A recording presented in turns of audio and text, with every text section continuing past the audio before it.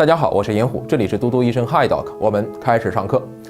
咳嗽是孩子发生呼吸道感染后最常见的表现之一。比如发生上呼吸道的普通病毒感染后发烧可能也就是个2-3天左右的过程，但是咳嗽的症状呢，可能会持续2个星期或者3个星期之久。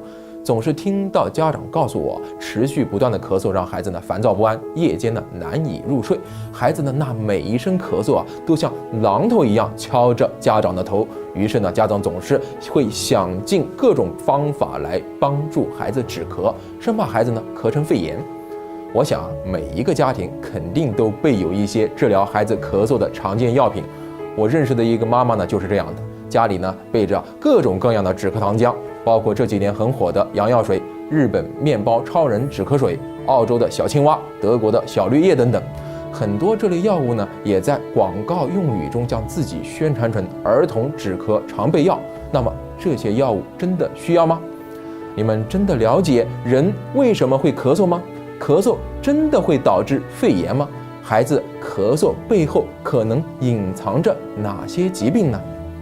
咳嗽其实是人体呼吸系统一个非常重要的保护性的反射，可以帮助我们将吸入的异物或者呼吸道的分泌物快速有效地清除出去。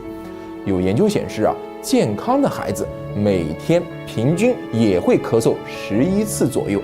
如果孩子因为身体机能的原因而不能有效的咳嗽，就可能导致吸入的有害物质或者分泌物在呼吸系统中长期的滞留，使孩子呢患肺炎或者慢性呼吸系统疾病的风险大大增加。但如果孩子频繁咳嗽，就提示呼吸系统可能存在疾病。咳嗽仅仅是呼吸系统疾病的一个症状，就像发烧往往是感染的症状一样。如果不去寻找咳嗽背后的原因而盲目止咳，可能会因为不合理的用药加剧孩子的病情。所以希望所有的家长都来学习一下这个系列课程。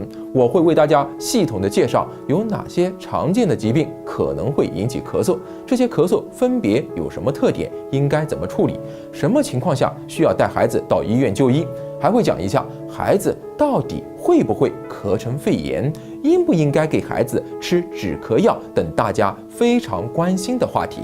下节课我们就正式开始这个系列的课程。